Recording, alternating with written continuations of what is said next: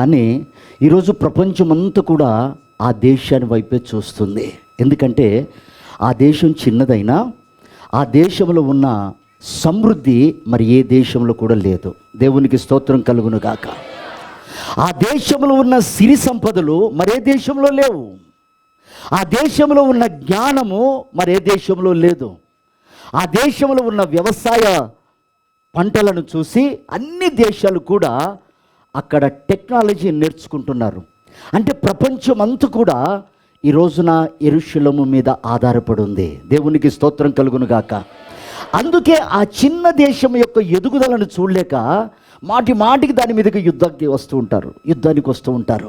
విచిత్రం ఏమిటంటే ఎన్ని దేశాలు కలిసి ఆ దేశం మీద యుద్ధం చేసినా నేటి వరకు దాన్ని జయించలేకపోయాయి. చప్పట్లు కొడుతూ ప్రభుని కనపరుస్తారు. ఈ రోజున లోకంలో మనల్ని చిన్నవారని, తక్కువవారని, వారి బుద్ధులేంటో, వారి భక్తి ఏంటో, వారి పద్ధతి ఏంటో వాళ్ళకి తెలియదని జనాలందరూ మనల్ని చిన్న చూపు చూస్తూ ఉంటారు, మనల్ని హేళన చేస్తూ ఉంటారు. కానీ ఒక మాట చెప్పనివ్వండి, దేశానికి ఆశీర్వాదము సంఘములో నుంచే ఉన్నది. దేవునికి స్తోత్రం కలుగును గాక. సంఘం ప్రార్థించినప్పుడు దేశానికి ఒక విడుదల ఇస్తానని ప్రభువు మాట్లాడాడు. సంఘము అందుకొరకే ప్రపంచానికి తెలియని సంగతి సంఘానికి దేవుడు బయలుపరుస్తాడు. ప్రపంచము గ్రహించలేనటువంటి విషయాలు సంఘానికి దేవుడు బోధిస్తాడు. కనుక సంఘము మనోనేత్రములు వెలిగింపబడినదై ఉండాలని దేవుని ఆశ. దేవునికి స్తోత్రం కలుగును గాక.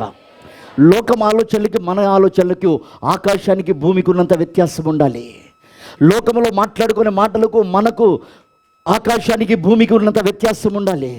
లోకము నిరీక్షిస్తున్నట్లుగా మన నిరీక్షణకు, లోకానికి ఉన్న నిరీక్షణకు, ఆకాశానికి భూమికి ఉన్నంత వ్యత్యాసంగా ఉండాలి. సమాజం మనల్ని చూసినప్పుడు వారు పైనున్నటువంటి దేవుణ్ణి గ్రహించగలిగేటట్లుగా మనలో దేవుని మహిమ ప్రత్యక్షపరచబడాలి. దేవునికి మహిమ కలుగును గాక. హల్లెలూయా, హల్లెలూయా. చూడండి ప్రియ దేవుని బిడ్డలారా, యేసయ్య ఈ లోకంలో సంచారం చేసి జీవించిన దినాల్లో ప్రభు చెప్పినటువంటి ఒక అద్భుతమైన మాట మనం చదువుకుందాం. యోహాను సువార్త 9వ అధ్యాయము 39వ వచనం. అప్పుడు యేసు, చూడని వారు చూడవలెను, చూచుచున్నవారు గుడ్డివారు కావలెను అనే తీర్పు నిమిత్తము నేను ఈ లోకమునకు వచ్చి తిని అని చెప్పాను. దేవునికి మహిమ కలుగును గాక. యేసయ్య ఈ లోకానికి వచ్చిన ఉద్దేశము ఒక మాటలో ప్రభు చెప్తున్నాడు. ఏమనంటే, చూస్తున్నటువంటి వారు గుడ్డివారిగా మారిపోతారు. వాళ్ళు నన్ను చూసి తెలుసుకోలేరు, నా క్రియలను చూసి వాళ్ళు అంగీకరించలేరు, నేను ఎక్కడి నుంచి వచ్చానో వాళ్ళు తెలుసుకోలేరు. కానీ చూడకుండా నమ్మినటువంటి వారు ఉన్నారే, చూడనటువంటి వారు నన్ను చూస్తారు అన్నాడు. దేవునికి స్తోత్రం కలుగును గాక. ప్రియ దేవుని బిడ్డలారా, ఒకప్పుడు మనం లోకంలో ఉన్నాం. లోకంలో ఉన్నప్పుడు ప్రభు యొక్క అద్భుత కార్యాలు, స్వస్థత కార్యాలు, సమాధాన కార్యాలు, దీవెనకరమైన కార్యాలు, తగ్గింపు కార్యాలు, ఇలాంటివన్నీ మనకు కనపడ్డా వాటిని మనం అంగీకరించలేదు. ఈరోజు లోకం కూడా ప్రభుని అంగీకరించట్లే, గుడ్డివారిగా ఉన్నారు. కానీ గుడ్డివారిగా జీవిస్తున్న మన జీవితంలో మనం ఆయనను చూసాం కనుక మన కన్నులు వెలిగింపబడ్డాయి. దేవునికి స్తోత్రం కలుగును గాక. హల్లెలూయా. ఈ రోజున మనం జీవించే విధానం ఎలా ఉండాలంటే, లోకం చూసినట్లుగా మనం చూడకూడదు, లోకం మాట్లాడినట్లుగా మనం మాట్లాడకూడదు. లోకం తీసుకున్న నిర్ణయాలకి మన నిర్ణయాలకి చాలా వ్యత్యాసం ఉంటుంది.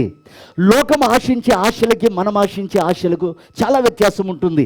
అందుకే లోకంలో నుంచి ప్రత్యేకించబడిన మనల్ని సంఘము, ఎక్లీషియా అన్నాడు దేవుడు. దేవునికి స్తోత్రం కలుగును గాక.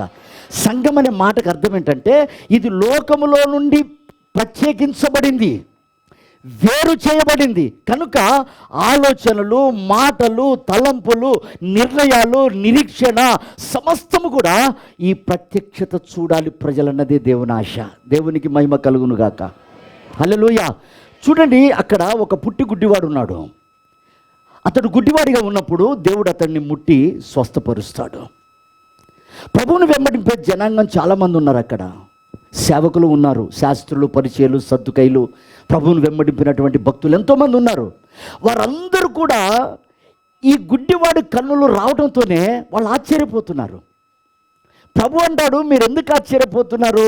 నేనెవరో మీరు చూస్తున్నారు కదా, నేను ఎక్కడి నుంచి వచ్చానో మీరు చూస్తున్నారు కదా, నా పని ఏమిటో మీరు చూస్తున్నారు కదా, నేను చేయవలసిన పరిచర్య ఏమిటో మీరు చూస్తున్నారు కదా, ఇంకా మీరు ఎందుకయ్యా నన్ను అనుమానిస్తున్నారని చూస్తే వాళ్ళకి ఎంత మాత్రం నమ్మకం కుదరట్లేదు.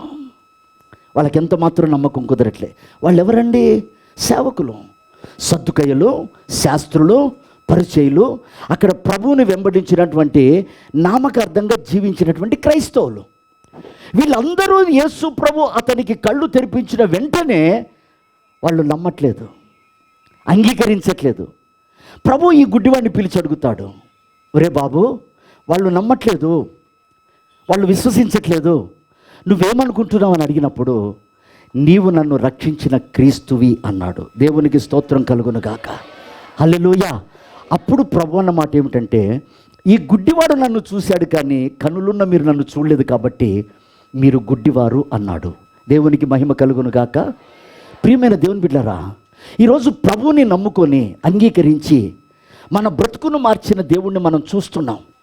ఎందుకంటే దేని వలన కూడా మన బ్రతుకులు మారలేదు.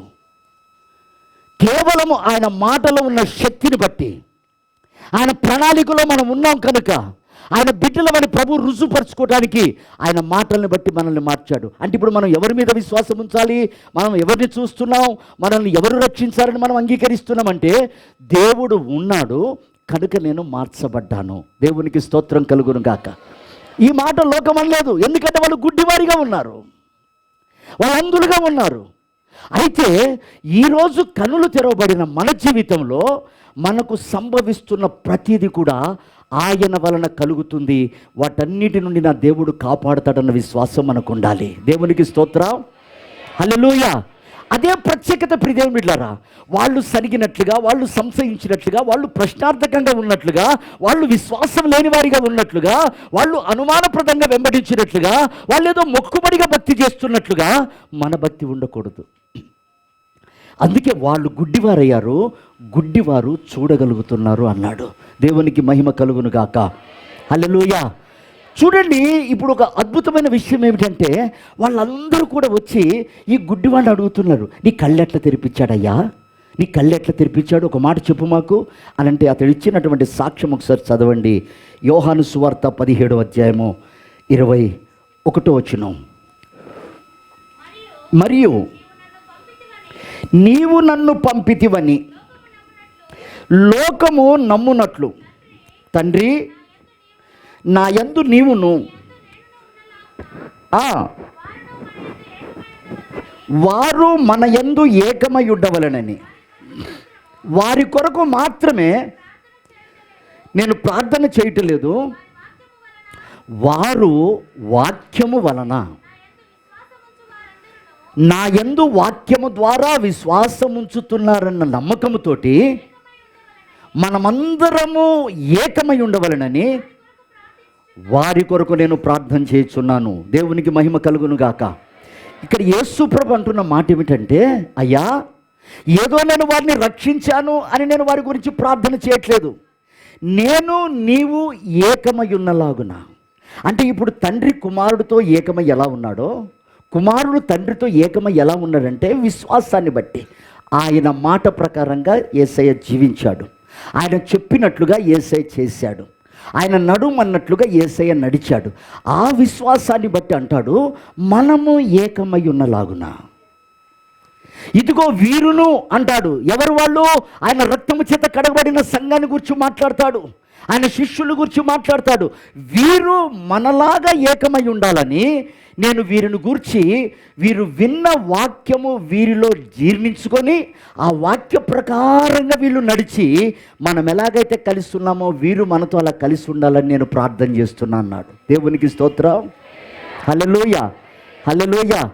నేను యేసుతో ఉన్నానని మనం నోరుతో చెప్పగలుగుతాం, నేను యేసయ్యని నమ్ముకున్నాను అని 10 మందిలో చెప్పగలుగుతాం, యేసయ్యే నన్ను స్వస్థపరిచింది అని చెప్పగలుగుతాం, యేసయ్య నన్ను బాగు చేశాడు అని గొంతెత్తుకొని సాక్ష్యం చెప్తాం.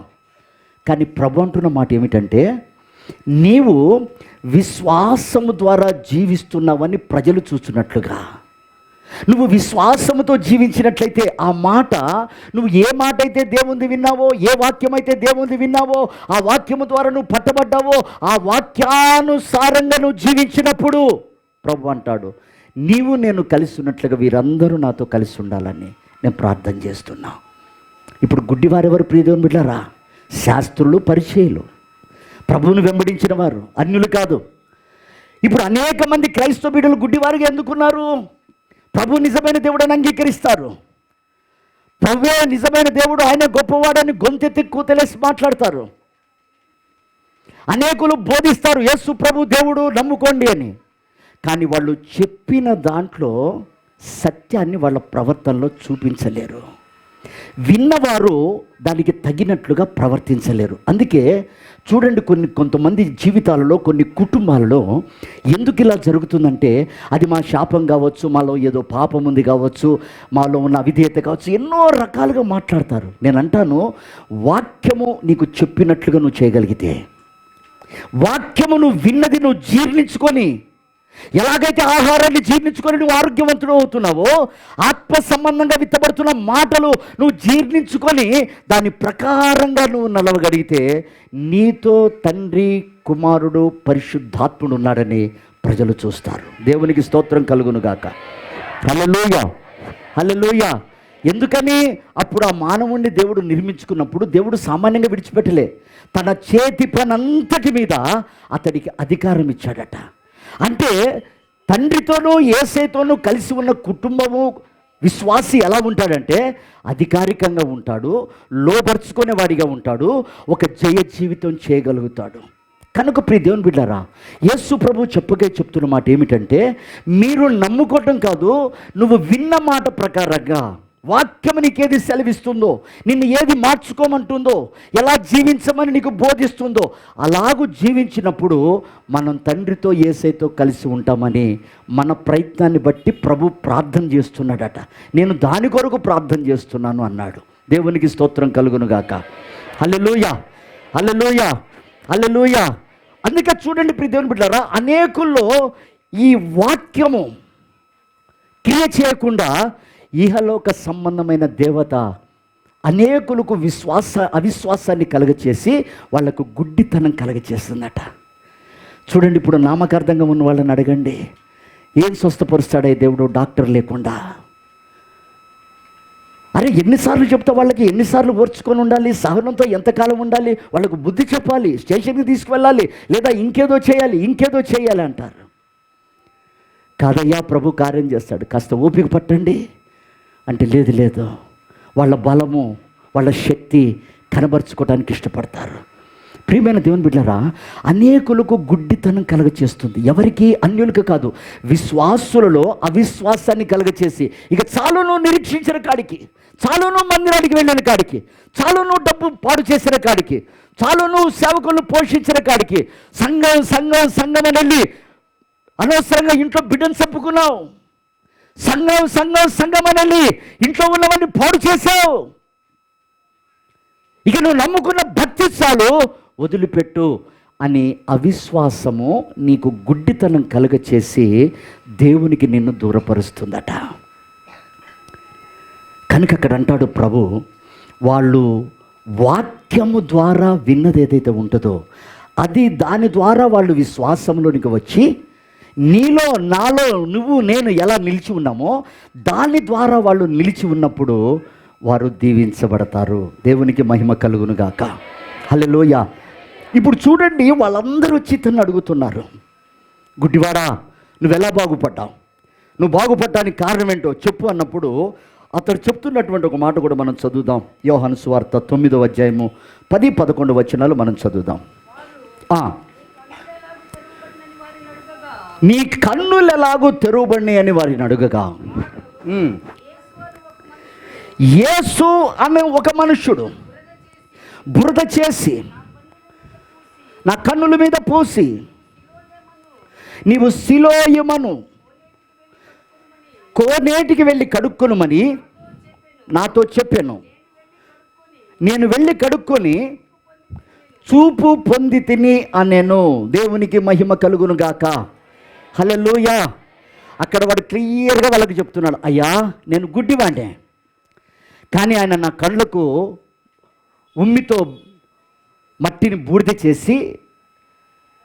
చేసి నా కళ్ళకి రాశాడు, కానీ నన్ను వెళ్ళి సీలోయా అను లోయలో కడుక్కోమన్నాడు అన్నారు. నేను అంటాను, అక్కడ ఎన్నో లోయలు ఉన్నాయి, అక్కడ ఎన్నో లోయలు ఉండి ఉండవచ్చు, కానీ దేవుడు సీలోయమను లోయలోనికి వెళ్ళి ఎందుకు కడుక్కోమన్నాడు? ఆ లోయలోనికి వెళ్ళి నువ్వు కడుక్కుంటే నీ కళ్ళు తెరవబడతాయి. దేవునికి స్తోత్రం కలుగును గాక. హల్లెలూయా. ఆ సీలోయమను లోయ ఏమిటో 6వ వచనంలో ఉంది, చక్కగా చదవండి. ఆయన ఇట్లు చెప్పి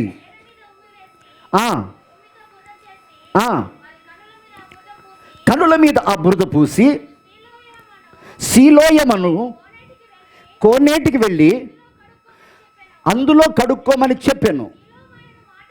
సీలోం అనే మాటకు పంపబడినవాడు అని అర్థము. దేవునికి మహిమ కలుగును గాక. చెప్దామా హల్లెలూయా. ఇప్పుడు ఈ కొద్ది మాటలు జాగ్రత్తగా వినండి ప్రియ దేవుని బిడ్డలారా. ఎన్నో అక్కడ కోనేరులు ఉన్నాయి, బెతస్దా కోనేరు ఉంది, ఇంకా అనేక రకాల కోనేరులు ఉన్నాయి.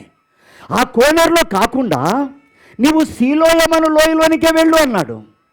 ఆ లోయకి అర్థం ఏమిటంటే పంపబడినవాడు అని అర్థం. అంటే పంపబడిన వారు ఎవరయ్యా అంటే అపోస్తులు. ఈరోజు అనేకుల మనోనేత్రాలు ఎందుకు వెలిగింపబడట్లేదంటే అపోస్తుల బోధ లేక. అపోస్తుల బోధ, అపోస్తుల లొట్టె విరుచుట, అపోస్తుల సహవాసములో ఆనాడు జనులు విస్తారంగా సమకూర్చబడి ఎడతెగకున్నారట. ఎందుకని? అక్కడ కళ్ళు తెరవబడుతున్నాయి. దేవునికి స్తోత్రం కలుగును గాక. చెప్దామా హల్లెలూయా. వేరే లోయలోనికి ఎందుకు పొమ్మలేదు?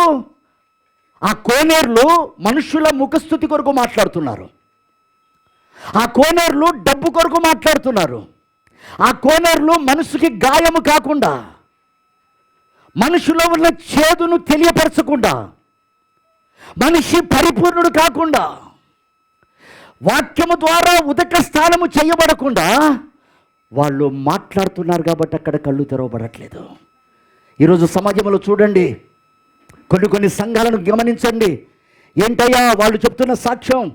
మా సంఘంలో వాక్యం ఉండదు, డిగ్నిటీ మెయింటైన్ చేస్తారు, మాకొక అదేమంటారు మెంబర్షిప్, చచ్చిపోతే సమాధి చేయాలి కాబట్టి మేము అక్కడికే వెళ్తున్నాం అని కొంతమంది.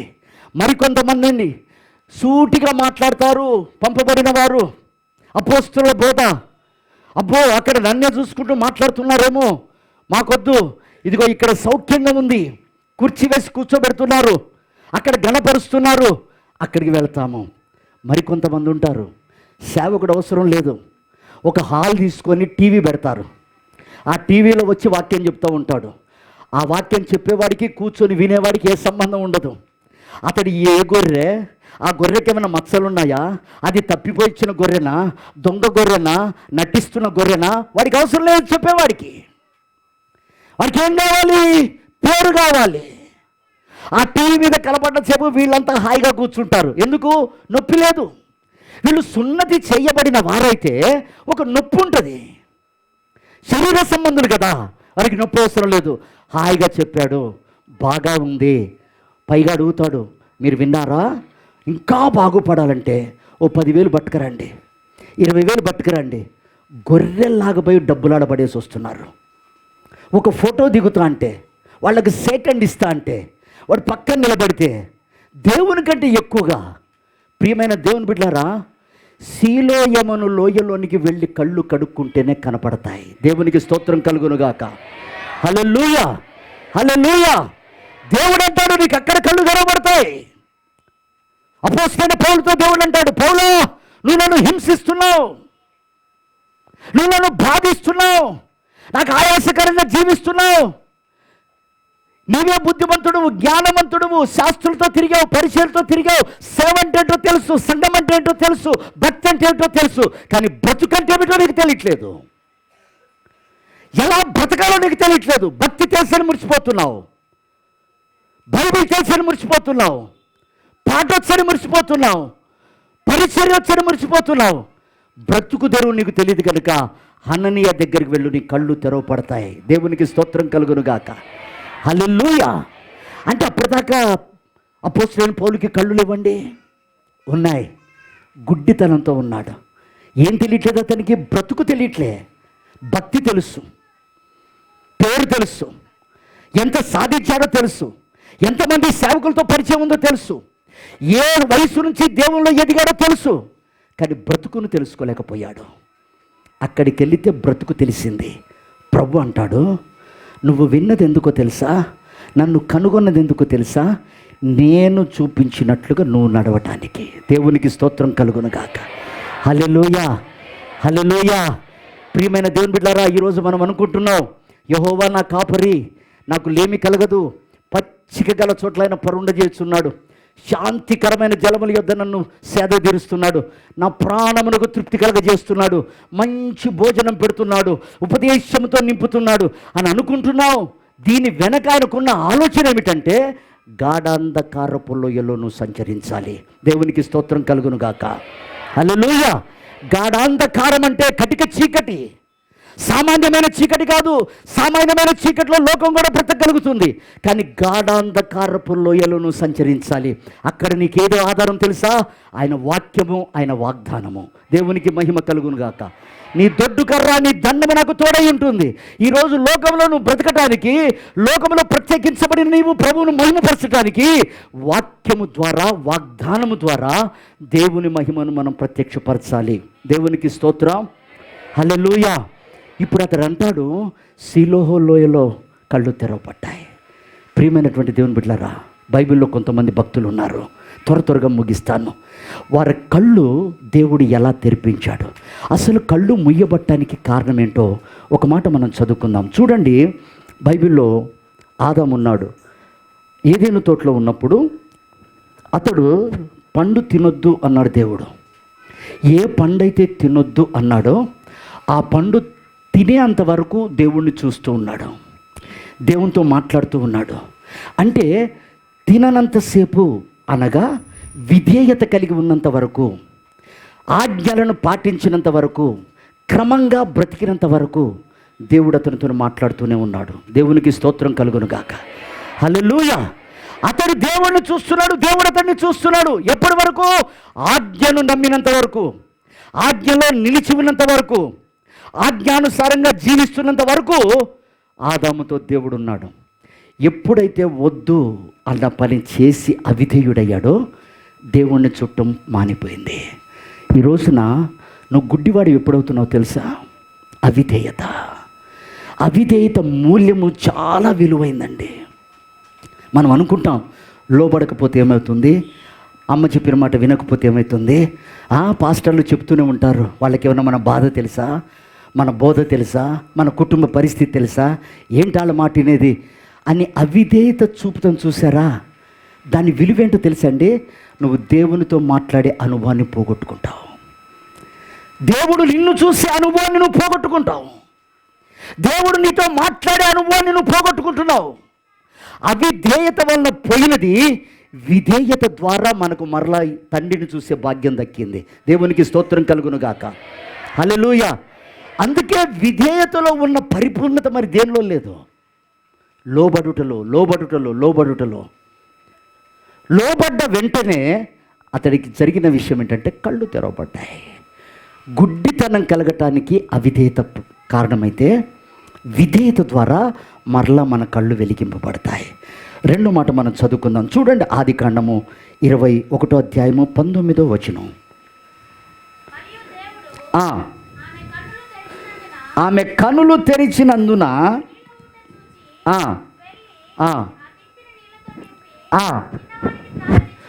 చిన్నవానికి త్రాగనిచ్చెను. చూడండి, ఇక్కడ హాగరు గురించి రాయబడిన మాట. హాగరు కళ్ళు అబ్రహాం ఇంట్లో ఉన్నప్పుడు వెలిగింపబడలేదు. హాగరు ఒక దాసి, ఒక విలువలేనిది, లోబడవలసినటువంటి మనిషి, యజమాని చెప్పినట్లుగా చేయవలసింది, యజమాని చేతుల కింద అణిగి ఉండవలసింది, యజమాని ఆజ్ఞ ఇస్తే వెళ్ళవలసింది, అంత లోబడవలసిన మనిషి అబ్రహాము ఇంట్లో సమృద్ధి దొరకగానే ఆశీర్వదించబడగానే, గర్భం దేవుడు ఇవ్వగానే యజమానురాలినట ఆమె అపహాస్యం చేస్తుందట. ఎవరినండి ఈమె అపహాస్యం చేసేది? యజమానురాల్ని. నీకు గర్భఫలం లేదు, చదవండి 6వ అధ్యాయము, ఆదికాండము 16వ అధ్యాయము 4-5 వచనాలు.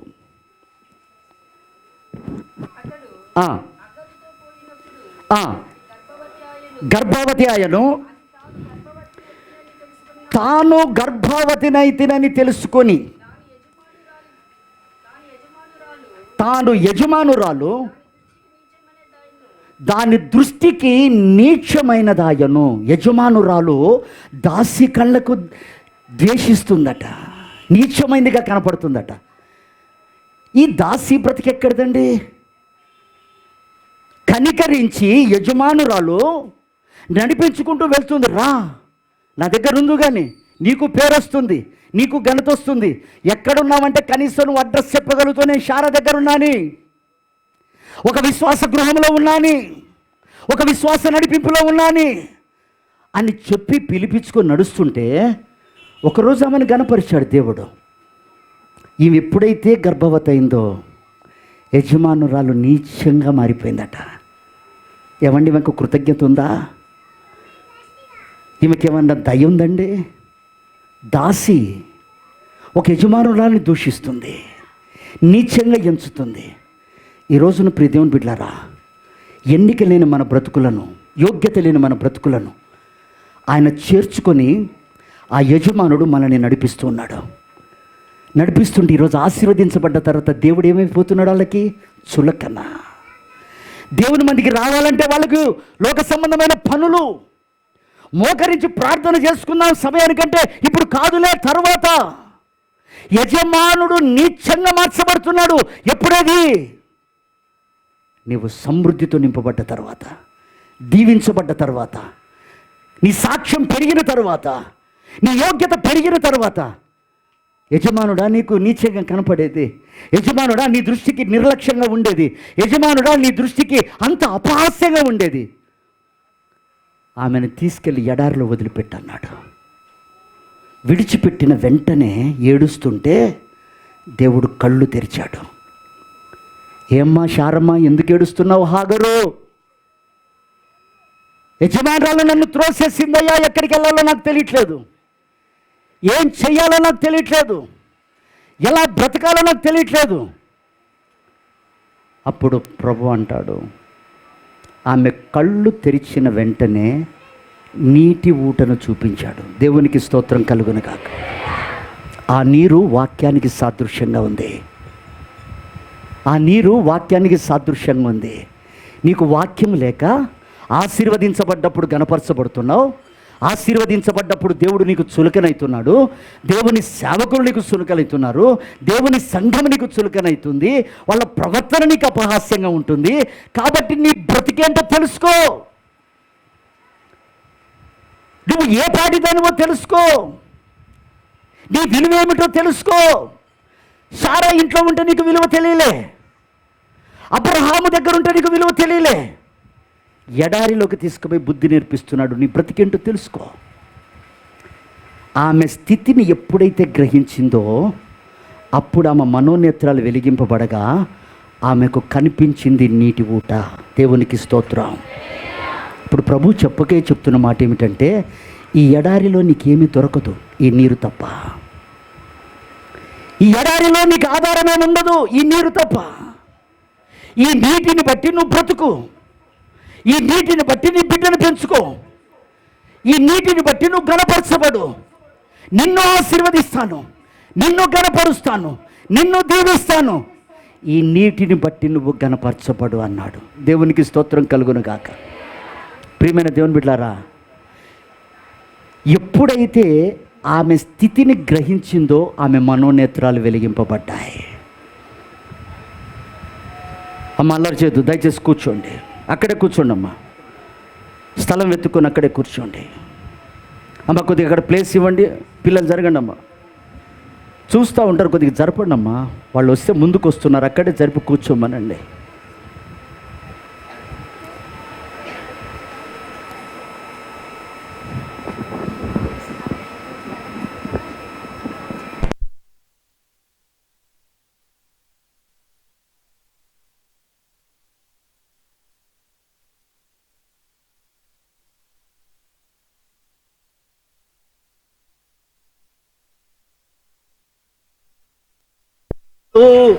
నన్ను మరువనిది నీ కృపా, నేనీ స్థితిలో ఉన్నానంటే కేవలము అది నీ కృపా. దీన దశలో నేనున్నప్పుడు నన్ను మరువనిది నీ కృపా, నేనీ స్థితిలో ఉన్నానంటే కేవలము అది నీ కృపా. నీ కృపయే నాకు ఆధారం, ఆ కృపయే నాకు ఆదరణ. నీ కృపయే నాకు ఆధారం, ఆ కృపయే నాకు ఆదరణ. కృపా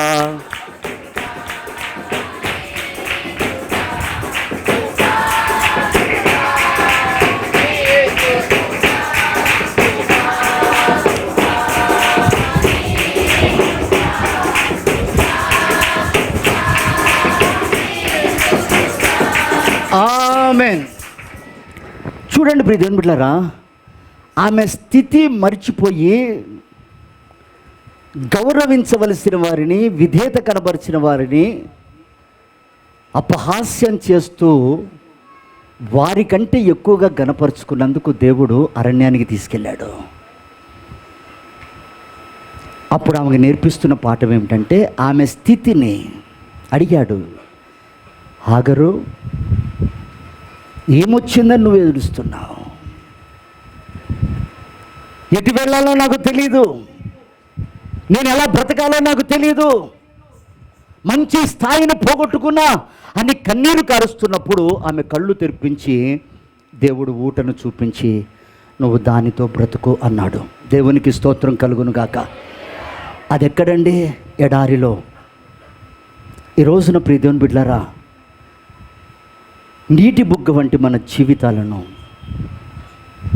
అంతలో కనపడి ఇంతలో మాయమైపోయే ఆవిరి వంటి మన బ్రతుకులను దేవుడు ఆశీర్వదిస్తే ఈరోజు దేవుడు అపహాస్యమవుతున్నాడు. పిల్లలు పంపడమ్మా చర్చికి, ఏదో నేర్చుకుంటారంటే, అబ్బో చర్చికి పోతే ఏమేమో నేర్పిస్తారు, ఏమేమో మాటలు వినపడతాయి, చదవని వాళ్ళని. నీ దిక్కు దశ లేనప్పుడు నిన్ను ఆదుకున్నవాడు గుర్తు రావట్లేదా? రేపు వాళ్ళ బతుకులు పాడైపోతే ఎవరు సమాధానం? పిల్లలు పట్టుకొని పంపించి అవి తాగి బతకండి ఇద్దరు అన్నాడు. ఎవరిని చూసి కనపరచబడ్డావో? ఎవరిని చూసి హెచ్చించుకొని నువ్వు సృష్టికర్తను మర్చిపోతున్నావు? నిన్ను నడిపించే నాయకుణ్ణి తృణీకరిస్తున్నావు? నా దేవుడు అంటాడు, ఇద్దరు కలిసి దాంతోనే బ్రతకండి అన్నాడు. ప్రియమైన వారలారా, ఈరోజు చదువులని పిల్లలకి భక్తి లేకుండా చేస్తున్నాం. పని పని పని అని ఆ ఆశీర్వాదాన్ని బట్టి వాక్యానికి విలువ ఇవ్వట్లేదు.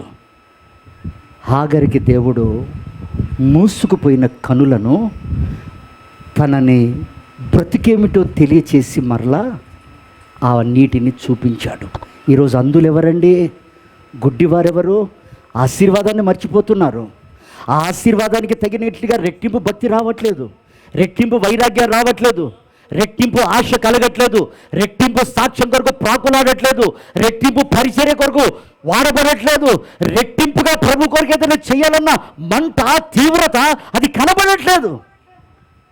గుడ్డివారిగా మారిపోతున్నారు. అవునా? వాళ్ళు కూడా దీవించబడ్డారా? వాళ్ళు కూడా ఆశీర్వదించబడ్డారా? ఏంటి వాళ్ళు?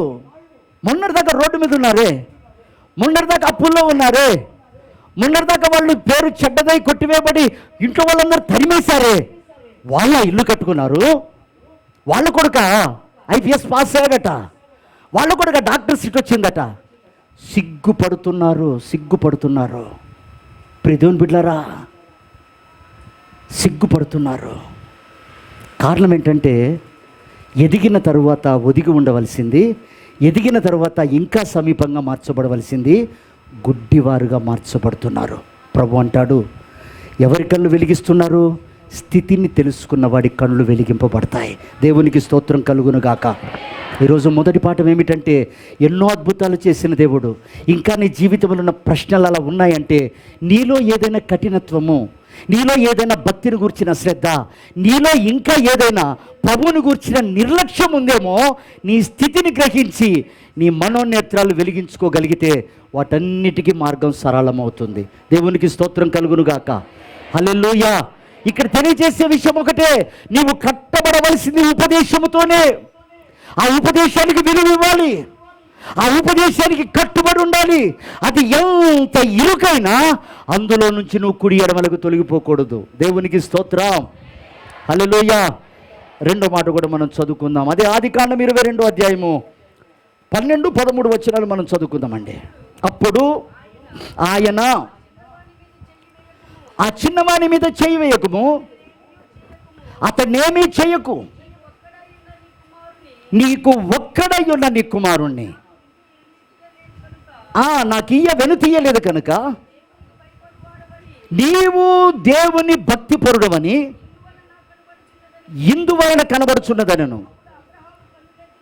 అప్పుడు అబ్రహాము కన్నులు తెరవబడగా పొదలో కొమ్ములు తగిలి ఉన్న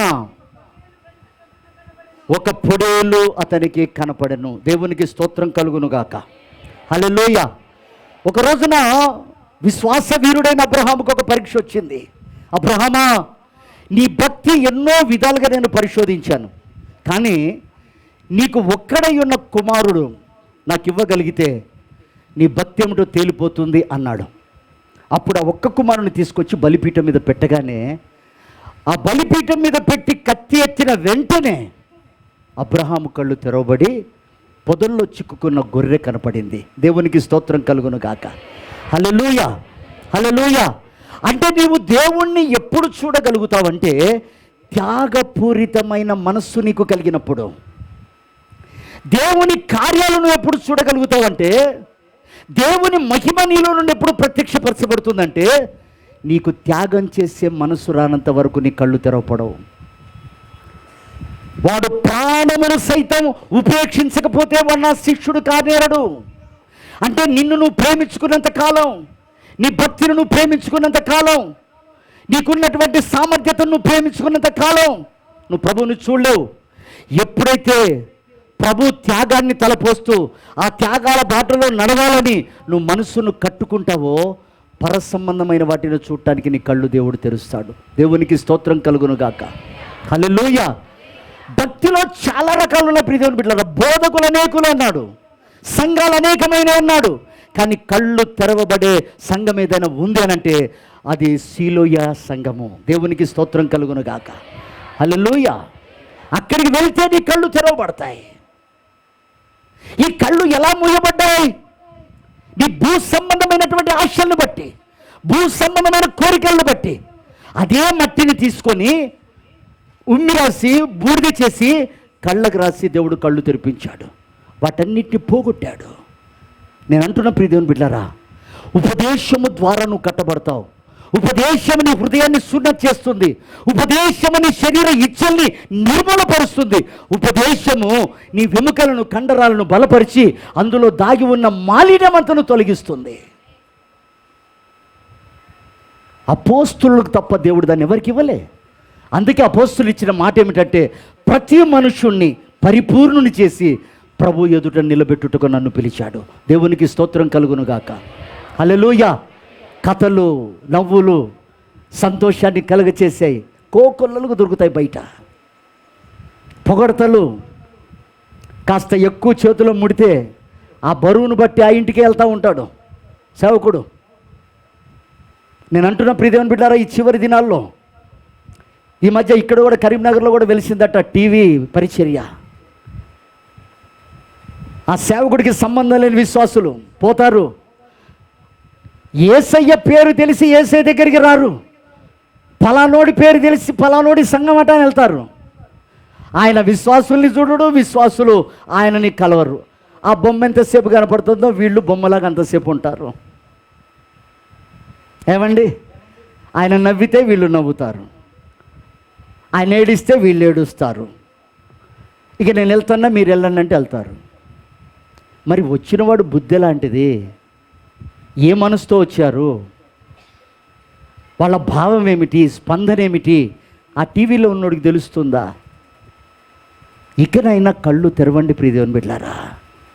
నీ కొరకు నా కొరకు రక్తం కార్చింది టీవీలో కనపడేవాడు కాదు, సాక్షాత్తు నీ కళ్ళ ఎదుట ప్రత్యక్షమై శరీరధారిగా నీ కొరకు రిక్తునిగా మార్చబడి నీ పాపాన్ని మోసి ఆ పాపం ఇంకెన్నడూ నీకు తగలకుండా యుగ సమాప్తి వరకు నీకు తోడుగా ఉండి నడిపించే దేవుడు ఆయన. భ్రమపడకండి, నీ హృదయము తృప్తిపరుస్తున్న కాడికి వెళ్ళకండి, నీ హృదయము నొచ్చుకునే కాడికి వెళ్ళండి, అప్పుడు బాగుపడతారు. ఒక్కొక్క మాట గుండెకు తగులుతుంటే కన్నెమ్మటి నీరు కారి, అయ్యో ఈ శాపము నా బిడ్డ మీద పడకుండా, నా కొడుకు మీద పడకుండా, నా జాతి మీద పడకుండా, నా వంశం మీద పడకుండా దేవుడు నిన్ను ప్రేమించాడు అన్న సంతోషముతో గుండెను ఉప్పొంగ చేసుకోండి. శాపం విరవబడుతుందని సంతోషించండి. ప్రియమైన దేవుని బిడ్డలారా, అనేకమైన దుర్బోధలు ఇక్కడ చూడండి. త్యాగము చేసే మనసు లేదు. సరదాగా చెప్పి, అమ్మా ఇదిగో పచ్చ చీర కట్టుకున్న తల్లి, నీ ఇంటికి ఈరోజు దీవెనలు వస్తాయి, సాయంకాలం లోపు ఓ 20,000 30,000 పట్టుకొని వచ్చి గల్లాపెట్లో వేయి అనగానే పరుగును పోయి గల్లాపెట్లు వేసింది. నేను పలానా గురువారం రోజు వస్తాను, పలానా దగ్గర వచ్చి ఫోటో దిగిపోండి, మీ స్పెషల్ కానుకలు. ప్రియమైన వారలారా, కళ్ళు తెరవబడకపోతే నువ్వేంటో నీకు తెలియదు. హాగర్ని తీసుకెళ్ళి బ్రతుకును చూపించాడు. నువ్వు ఎలాంటి బ్రతుకులో ఉన్నావు, నువ్వే స్థితిలో పట్టబడ్డావు, ఎక్కడ నీ కన్నీరు చూసి నేను ఆదరించాను, నీ కుటుంబాన్ని కట్టాను, నీ కుటుంబాన్ని బాగు చేశాను. ఈ రోజున అపహాస్యమైపోయిందా యజమానురాలు? యజమాను నీకు అపహాస్యమయ్యాడా? ఇగో మరలా నువ్వు ఆ నీరు తాగి బ్రతుకు అని పంపించాడు. నేను అంటాను, ఆశీర్వాదాల వెంట పరిగెత్తకండి. యాకోబుతో దేవుడు అన్నది అది కాదు, నీకు పరలోక రాజ్యంలో ఉన్నటువంటి శాశ్వతమైన ఆశీర్వాదం ఇస్తాను. యాకోబు, నువ్వు చిన్న చిన్న వాటిని అడుగుతున్నావు, నేను వాటి గురించి మాట్లాడలే. నువ్వు వెళ్ళు, ప్రతి స్థలముకు వచ్చి నిన్ను దీవించేంతవరకు నేను విడిచిపెట్టను అన్నాడు. ఆ దీవెన ఏమిటంటే ఇశ్రాయేలుగా మార్చేంతవరకు దేవుడు విడిచిపెట్టలేదు. దేవునికి స్తోత్రం కలుగును గాక. రేపు నీకు నాకు ఒక కొత్త పేరు పెట్టి పిలిచేంతవరకు దేవుడు మనల్ని విడిచిపెట్టాడు. దేవునికి స్తోత్రం, హల్లెలూయా. కనుక ప్రియ దేవుని బిడ్డలారా, మన మనోనేత్రాలు వెలిగింపబడాలి. మొదట స్థితిని బట్టి తెలుసుకున్న వెంటనే మనోనేత్రాలు వెలిగించబడ్డాయి. రెండవది, త్యాగము చేసే మనసు వచ్చేంత వరకు నీ మనోనేత్రాలు వెలిగింపబడవు. ప్రభు కొరకు శరీరాన్ని చంపు, ప్రభు కొరకు సుఖాన్ని చంపు, ప్రభు కొరకు డబ్బును వెచ్చించు, ప్రభు కొరకు సమయాన్ని వెచ్చించు, ప్రభు కొరకు నిర్విరామంగా శ్రమపడు. ప్రభు చేసిన త్యాగాలు తలపోస్తూ నేనేం త్యాగం చేసా, ఎవరితోనైనా ఒక మాట పడ్డానా, ఏదైనా కూడబెట్టుకున్నది నాకు కరువు వస్తే కరువు వచ్చింది అని ప్రభు కొరకు నేను దారపోసానా, లేదా నా కడుపున పుట్టిన ప్రథమ ఫలాన్ని నా దేవునికి ఇచ్చానా, అక్కడ ఎన్ని శ్రమలు పడ్డా పర్వాలేదు, ఏం చేసినా పర్వాలేదు అని నేను అర్పించుకున్నానా? నీకు ఒక్కడయ్యున్న కుమారుని తీసుకొచ్చి బలిపీఠం మీద పెట్టాను కానీ పెట్టాడు. ప్రియమైనటువంటి దేవుని బిడ్డలారా, అతడి కళ్ళు వెలిగింపబడ్డాయి. త్యాగానికి వెనకాడని మనసు. అబ్రహామా, ఇందును బట్టి నువ్వు నా భక్తుడు అని నేను రుజుపరుచుకుంటున్నా. త్యాగ మనసు ఉన్నప్పుడు మనోనేత్రాలు వెలిగింపబడతాయి. దేవునికి స్తోత్రం కలుగును గాక. మూడో మాట మనం చదువుకుందాం. సంఖ్యాకాండము 22 అధ్యాయము 31 వచనం. అంతలో యెహోవా బిలాము కనులు తెరిచెను గనుక దూసిన ఖడ్గము చేత పట్టుకొని చూచి తల వంచి, చాలండి. చూడండి, అక్కడ బిలాము ఒక ప్రవక్త. ఇప్పుడు ప్రవక్తలందరూ దేంతో గుడ్డితనంగా ఉన్నారు? ధనాపేక్ష. ఆశీర్వదించవలసిన మాటలు, కఠినమైనటువంటి మాటలు, దిద్దుబాటు మాటలు, లోపలున్న కలుష్యమైన వాటిని తొలగించే మాటలు, ఖడ్గము వంటి మాటలు, అగ్ని వంటి మాటలు, ఇవన్నీ మానేసి ధనం రాగానే ఆ భాష మారిపోతుంది. ధనాపేక్షతో బోధ మారిపోతుంది. అందుకే అక్కడ రాయబడ్డ మాట బిలాము బోధ అన్నాడు. బిలాము దేంతో బోధిస్తున్నాడు? డబ్బుతో. బాలకు పంపించిన వెంటనే డబ్బుతో ప్రవక్త తన పద్ధతి మార్చుకున్నాడు. ఏది బోధించవలసి ఉందో, ఏది కట్టవలసి ఉందో దాన్ని మర్చిపోయి అక్కడ నింద మోపుతున్నాడు గాడిద మీద. అంటే నింద మోపే మనస్తత్వం ఉన్నప్పుడు మనం గుడ్డివారిగా మారిపోతాం. ఇప్పుడు గాడిదని ఎవరిని నిందిస్తున్నాడు? నేను నిన్ను పెంచి పోషించి నిన్ను నడిపిస్తుంటే నేనే నీకు తిరుగుబాటు అయిపోయానా? నడవమంటే నడవట్లేదేంటి నువ్వు అంటాడు. ఒరే బాబు, నువ్వు పాపంలో ఉన్నావు, నీతో నేను నడవలేను, నువ్వు అడ్డదారిలో పోతున్నావు, నువ్వు పోయేది క్రమమైంది కాదు అని సత్యాన్ని ప్రకటిస్తే దాన్ని నిందిస్తూ ఉన్నాడు, దాన్ని అవమానపరుస్తున్నాడు, దాన్ని కొడుతూ ఉన్నాడు. ప్రియ దేవుని బిడ్డలారా, సత్యానికి అడ్డుగా తగిలే నింద, నిందించే మనస్తత్వం, దూషించే మనస్తత్వం గుడ్డితనాన్ని కలుగచేస్తుంది. జాగ్రత్త. అది సత్యమే ప్రకటిస్తుంది, సత్యానికి లోబడట్లేదు అతడు. దేని వలన అతడు గుడ్డితనం కలిగింది? ధనాపేక్ష సమస్తమైన కీడుకు మూలమనుంది. ప్రియ దేవుని బిడ్డలారా, ఈరోజు ధనము చేపట్టి అనేకుల్లో నిర్లక్ష్యం, ధనం చేపట్టి దేవుడు అశ్రద్ధ, ధనం చేపట్టి సంఘం నిర్లక్ష్యం, ధనం చేపట్టి ప్రభు పైన త్యాగం చేయాల్సిన మనసు పోతుంది, ధనం చేపట్టి సుఖభోగాలు ఇవన్నీ పెరుగుతుంటే దేవుడు అతనికి కళ్ళు తెరిపించిన వెంటనే అతడు గాడిద మాట్లాడుతుంటే విన్నాడట. ఈరోజు ఆశ్చర్యం అనిపించట్లే? ఉపదేశములు పెరిగినవాడు, ఉపదేశములు కట్టబడ్డవాడు ఈ రోజున చిన్న చిన్న సువార్త చెప్తుంటే ఆ మాటలు మళ్ళా వింటానికి పరిగెత్తుతున్నాడు. అర్థం ఏంటి? ఇతడు ఎదిగిన తర్వాత దేంట్లో నిర్లక్ష్యంగా ఉన్నాడు? సుఖభోగాలలో, ధనాపేక్షలో. అందుకే సువార్త, చిన్న చిన్న బోధ సౌఖ్యంతో కూడినవి వాళ్ళకి ఇష్టం అనిపిస్తున్నాయి. ఈ రోజుల్లో కఠినమైనవి, బాధ కలిగించేవి, ఇరుకులో నడిపించేవి, పుటం వేయబడేవి, శుద్ధ సువర్ణంగా మార్చేవి వాళ్ళకి అంగీకారంగా ఉండట్లేదు. కనుక ప్రియమైనటువంటి దేవుని బిడ్డలారా, నిందించే మనస్సు గుడ్డితనం కలుగచేస్తుంది. ఆ నిందను తొలగించటానికి దేవుడు ఎప్పుడైతే గాడిదకు నోరిచ్చి మనోనేత్రాలు వెలిగించాడో, నేను అంటాను, కొన్నిసార్లు మన ఇల్లును క్రమపరచటానికి, మన భక్తిని మరలా సరిచేయటానికి దేవుడు అన్యుల్ని లేపుతూ ఉంటాడు. గాడిద లాంటి శోభమైన అన్యుల్ని లేపుతుంటాడు. ఏయ్యా, మేము పొద్దున్నే లేచి ప్రార్థన చేసుకుంటున్నాం, 3-4 కాగానే మేము మందిరాలకు వెళ్ళి అర్చనలు చేస్తున్నాం, పూజలు చేస్తున్నాం. మీరు దేవుని బిడ్డలేనా? 4ంటికి లేవాలి కదా, లేస్తున్నారా? ప్రార్థన చేసుకుంటున్నారా? ఉపదేశం వింటున్నారు కదా, అపోస్తల సేవలో కట్టబడుతున్నారు కదా. ప్రార్థన ఏది? ఏ ఇంట్లో గొడవలు రాకుండా ఎలా ఉంటాయి? పిల్లలు చేతికి రాకుండా ఎలా ఉంటారు? ప్రార్థన ఏదయ్యా? గాడిదలతో మాట్లాడిస్తున్నాడు. అప్పుడు వీరి కళ్ళు తెరవబడ్డాయట. బిలాం, నువ్వు ప్రవక్తవయ్యా, యేసు రక్తం చేత కడగబడ్డావయ్యా, నీ కుటుంబం కొండ మీద కట్టబడిన పట్టణం వల్ల ఉండవలసిన కుటుంబం, నీ కుటుంబం అనేకులకు మాదిరిగా ఉండవలసిన కుటుంబం, నీ కుటుంబాన్ని బట్టి నీ వంశంలో దేవుని సన్నిధికి వస్తారని నేను ఏర్పాటు చేసుకున్నాను. నువ్వు దేనికి అమ్ముడు పోతున్నావు?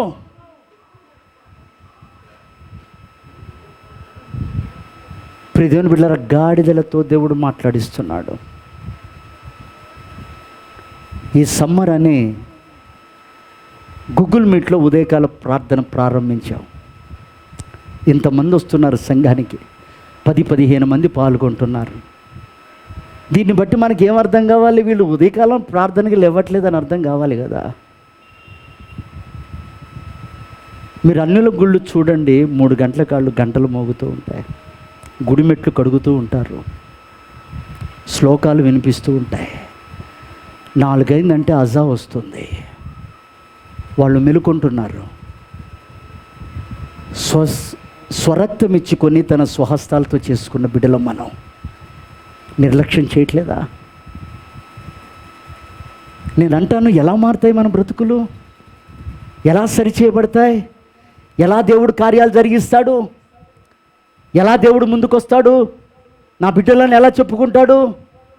నేను అంటాను, ఆయనకి ఇవ్వవలసిన ఘనత, ఆయనకి ఇవ్వవలసిన మహిమ ఆయనకి ఇచ్చిన తర్వాత ఆయన అంటాడు, నన్ను శోధించి అడుగు అంటాడు. దేవునికి స్తోత్రం కలుగును గాక.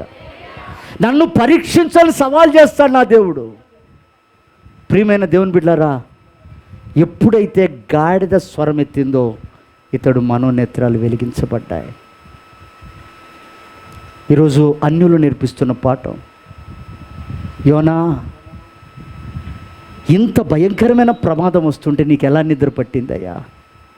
ఓడ మునిగిపోయే ప్రమాదం కదా, ఓడ అతలాకుతలం అవుతుంది కదా, ఇంత భయంకరమైన తుఫాన్లో, ఇంత భయంకరమైన పరిస్థితుల్లో నీకెలా నిద్ర పడుతుంది?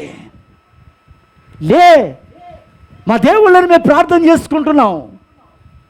నీ దేవుడెవరో, నీ దేశమేమిటో, నువ్వెక్కడి నుంచి వచ్చావో లేచి ప్రార్థన చేసుకో అని ఒక అన్యుడు బోధిస్తుంటే యోనా అంటాడు, దీనంతటికి కారణం నేనే దరిద్రుణ్ణి, నన్నెత్తి సముద్రంలో పడేయండి. ఓరి దరిద్రుడా, ప్రార్థన చేసుకోమంటే ప్రార్థన కాదు కానీ నన్ను తీసిపడేయి. చాలామంది ఇలాగేనండి, నా వల్లే వస్తుంది అంటాడు, ప్రార్థన చేయడు. రాని శిక్ష ఏదొస్తే నా మీదకే కదా వచ్చేది. అంటే దేవుని ఉగ్రతకైనా నరకానికి పోవటానికైనా ఇష్టపడుతున్నాడు కానీ పరిస్థితులు మార్చుకోవటానికి ప్రార్థన చేయరా నాయనా. పరిస్థితులు చక్కబడతాయి, ప్రార్థన చేసుకోరయ్యా. నువ్వు దేవునికి ఇవ్వవలసింది నీవు, ఆ సమయాన్ని దొంగిలించకు. ఎప్పుడైతే అతన్ని ఎత్తి సముద్రంలో పడేశారో ఓడ నిమ్మళమైంది, సముద్రం నిమ్మళమైంది. ప్రియ దేవుని బిడ్డలారా, ఒక క్రైస్తవుడు సమాజానికి ఎంత ఆశీర్వాదకరమో అతడు నిర్లక్ష్యంగా బతికితే సమాజానికి అంత హానికరం. నీ ప్రాంతానికి నిన్ను దీవించి దేవుడు పెట్టాడు, నీ ఇంటికి నిన్ను ఆశీర్వదించి దేవుడు పెట్టాడు, నీ వంశానికి నిన్ను ఆశీర్వదించి దేవుడు పెట్టాడు. నువ్వు ఒక బాధ్యత లేకుండా, భారం లేకుండా, త్యాగం లేకుండా, నీ పిలిపేమిటో తెలుసుకోకుండా నువ్వు బ్రతికితే నీ వంశం అలాగే ఉంటుంది. ఒకసారి గుండె మీద చేసుకొని చెప్పండి, నువ్వు రక్షించబడ్డ తర్వాత నీ కుటుంబంలో ఎంతమంది రక్షించబడ్డారు? ఎంతమంది బాప్టిసానికి సిద్ధపరిచావు? ఎంతమంది కోసం పూటపడ్డావు? వాళ్ళ బ్రతుకు వాళ్ళదేలా అంటున్నావు. నేను అంటాను, గుడ్డివారెవరండి, గుడ్డివారెవరండి? నేను అంటున్న ప్రియ దేవుని బిడ్డారా, గాడిద మాట్లాడిన వెంటనే బిలాము కళ్ళు తెరవబడ్డాయి. దేవునికి స్తోత్రం కలుగును గాక. మొట్టమొదట స్థితిని తెలుసుకున్నప్పుడు కళ్ళు తెరవబడ్డాయి. రెండవది త్యాగపూరితమైన మనసు వచ్చినప్పుడు కళ్ళు తెరవబడ్డాయి. మూడవదిగా అన్యుల ద్వారా వస్తున్న మాటలు వింటున్నప్పుడు, మన స్థితి మనం తెలుసుకొని మార్చబడ్డప్పుడు కళ్ళు తెరవబడుతున్నాయి. దేవునికి స్తోత్రం కలుగును గాక. చివరిగా మాట చదివి ముగిద్దాం. లూకా సువార్త 24:31. లూకా సువార్త, వారి కన్నులు తెరవబడి ఆయనను గుర్తుపట్టిరి, అంతటా ఆయన వారికి అదృశ్యుడాయను. దేవునికి మహిమ కలుగునుగాక. హల్లెలూయా.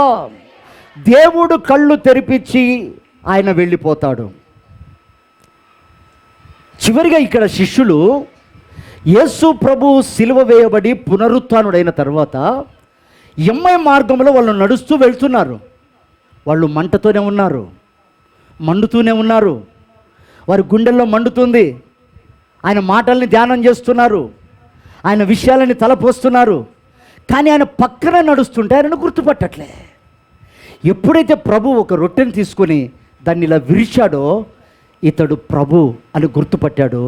అక్కడి నుండి ప్రభు అదృశ్యమయ్యాడు. దేవునికి స్తోత్రం కలుగునుగాక. హల్లెలూయా. నువ్వు మండినంత మాత్రంలో నీ మనోనేత్రాలు వెలిగించబడవు, రోషంగా బ్రతకగలుగుతావు. నువ్వు మండినంత మాత్రంలో భక్తుడి కావు, ప్రభువు చూడలేవు. నువ్వు విరవబడుతున్నప్పుడు, శ్రమ పెట్టబడుతున్నప్పుడు, నిన్ను దేవుడు పుట్టం వేయబడుతున్నప్పుడు, శ్రమల మధ్యలో నీకు సహకారిగా దేవుడు వచ్చి కార్యం చేస్తున్నప్పుడు, శ్రమలకు నువ్వు ఒప్పగించుకున్నప్పుడు, శ్రమలను నువ్వు ఆస్వాదించినప్పుడు, శ్రమలను నువ్వు ప్రేమించినప్పుడు, శ్రమలకు నువ్వు సమీపమైనప్పుడు నువ్వు ఆయనను చూడగలుగుతావు. దేవునికి మహిమ కలుగునుగాక. హల్లెలూయా. శిష్యులప్పుడు చూడగలిగారు రొట్టె విరుస్తున్నప్పుడు. అపోస్తలులందరూ కూడా ఒకప్పుడు పారిపోయిన వారు, ఒకప్పుడు ఆయన ఎవరో తెలియదన్నవారు, ఒకప్పుడు శాపం ఏదో మా పైకి రానివ్వండి ఆయన మాకు తెలియదన్నారు. శ్రమ పడుతున్నప్పుడు వాళ్ళన్న మాట ఏంటంటే, ప్రభువునందు ఆనందించండి. మరలా చెప్తున్నాం, ఆనందించండి. ఈ శ్రమలు చులకనైనవి. శ్రమ, దుఃఖము, వేదన లేని ఒక రాజ్యంలో మన కొరకు ఇల్లు కడుతున్నాడు. మనమందరం అక్కడికి వెళ్ళవలసిన వారమే. కనుక కళ్ళు తెరవబడ్డ మనము శ్రమలలో మనం పుటం వేయబడాలి. దేవునికి స్తోత్రం కలుగునుగాక. హల్లెలూయా. నీ యొక్క బతుకును తెలుసుకున్న నీవు, త్యాగం చేయాలన్న మనసు కలిగిన నీవు, ధనాపేక్ష ద్వారా నువ్వు లోకం నుంచి వేరుపడిన నీవు శ్రమల ద్వారా సింహాసనాన్ని చేరాలి. అందుకొరకు దేవుడు కళ్ళు తెరుస్తున్నాడు. కనుక ప్రియ దేవుని బిడ్డలారా, ఈరోజు మనము మనోనేత్రాలు మూయబడిన వారిగా బ్రతకొద్దు. నీకు తప్పుడు బోధలు వినపడుతున్నాయా? లేచి అక్కడి నుంచి వెళ్ళిపో. వాళ్ళతో ఆర్గ్యుమెంట్ చేసే అవసరం లేదు. సేవకుడితో సత్సంబంధం లేకుండా నీకు కుర్చీ వేసి కూర్చోబెట్టి, ఏసీలు పెట్టి, టీలు ఇచ్చి, బిస్కెట్లు ఇచ్చి, మధ్యలో వాలంటీర్స్ వచ్చి నిన్ను గనపరుస్తున్నారా? అక్కడి నుంచి లేచి పారిపో. సైతాను బోధలు నువ్వు వెదకకు. నీకు దేనికి ఉపయోగం లేని బోధలను వెదకకు. అంత మాత్రానికి అన్యున్నయం కదా. నా దేవుడు అంటాడు, ఉంటే చల్లగానైనా ఉండు, లేకపోతే వెచ్చగానైనా ఉండు. నులువెచ్చని స్థితి ఉంటే నోట నుండి నిన్ను ఉమ్మేస్తా అన్నాడు. ఒకరోజు నువ్వు విడవబడక మునిపే, ఒకరోజు నువ్వు త్రోసివేయబడక మునిపే, ఇంటి పక్కనే ఉంది కదా బోధ, ఆడ వినొచ్చా, వీడ కూడా కొద్దిగా విందామన్నట్టు పరిగెత్తకు. ఆ మాటలు విని, ఈ మాటలు విని భక్తిని చల్లార్చుకొని పరిశుద్ధుల్ని దూషిస్తూ, భక్తుల్ని దూషిస్తూ, సహవాసాన్ని దూషిస్తూ, దేవుణ్ణి నిర్లక్ష్యపరుస్తూ ఎంతకాలం అన్యుల్లాగా బ్రతుకుతావు? నీ ఇంటి పక్కన బోధ పెట్టినా ఎల్లకును. సీలో ఈ లోయలోనే నీ కళ్ళు వెలిగింపబడతాయి. నీ ఇంటి పక్కకు వచ్చాడంటే నిన్ను గుంజుకోవటానికి. అమ్మా నీకు ఈ వ్యాధి ఉందా, నీ ఇంట్లో 3 రోజులు ఉపవాసం పెడతా. ఇంతకాలం విన్నావు కదా, ఆ తల్లి రొమ్మును తన్ని రాను, ఆ పాలు దాగి పెరిగావు కదా, ఆ పాలు దాగి నువ్వు ఆరోగ్యంగా ఉన్నావు కదా, ఆ తల్లి రొమ్మును తన్ని రాను. ఎంతమంది పోట్లేదండి. మాకొచ్చిన పిరిగడి బియ్యంలో సగం సగం తిన్న మనుషులం. ఎవడో ఊరోడని చెప్పగానే కుటుంబం వెళ్తా ఉన్నా. మళ్ళీ వస్తా అన్న కూడా నేను రావద్దని చెప్పా. దేవుడు అంత గొప్ప మనసు ఇచ్చాడు. ఏమీ లేదు అప్పుడు. 15 మంది విశ్వాసులు, డబ్బు ఎక్కువ లేదు, మేము బ్రతకాలి. వాళ్ళది అనాథ కుటుంబం. వాళ్ళు పిరికెడు బియ్యం తీసుకొచ్చి 1 వారం రోజులు తీసుకొస్తే దాంట్లో మేము తిని ఆ కొన్ని బియ్యం వాళ్ళకిచ్చి వాళ్ళ కుటుంబాన్ని పోషిస్తే కుటుంబం అంతా. నేను అంటాను ప్రియ దేవుని బిడ్డలారా, చనిపోయేంత వరకు నమ్మకంగా ఉండండి. దేవునికి మహిమ కలుగును గాక. హల్లెలూయా. ఎక్కడైనా చనిపోయేదే కదా, ఎక్కడైనా ప్రాణం పోయేదే కదా, ఎక్కడైనా పిలుపు ఉంది కదా. దేవుడు నిన్ను స్థిరపరిచిన స్థలములో నిన్ను సంపూర్ణంగా శుద్ధి చేసేంత వరకు నువ్వు కదలకు. అది ఎంత ఇరుకైనా కానివ్వండి, ఎంత సంతోషమన్నా కానివ్వండి, ఎంత నలపబడే పరిస్థితి అయినా కానివ్వండి, జారిపోకండి. రాకడ సమీపంగా ఉంది. నీ కళ్ళు వెలిగింపబడ్డ స్థితిలో అనేకులకు దీపం స్తంభం మీద వెలిగింపబడిన దీపంగా నీవు ఉండి చీకటిలో ఉన్న వారందరూ వెలుగులోనికి రావడానికి నీవు నడుమును కట్టుకో, ప్రయాసపడు, ప్రభు రాకడికి సిద్ధపడు. అలాంటి కృప ప్రభు మనందరికీ దయచేయును గాక.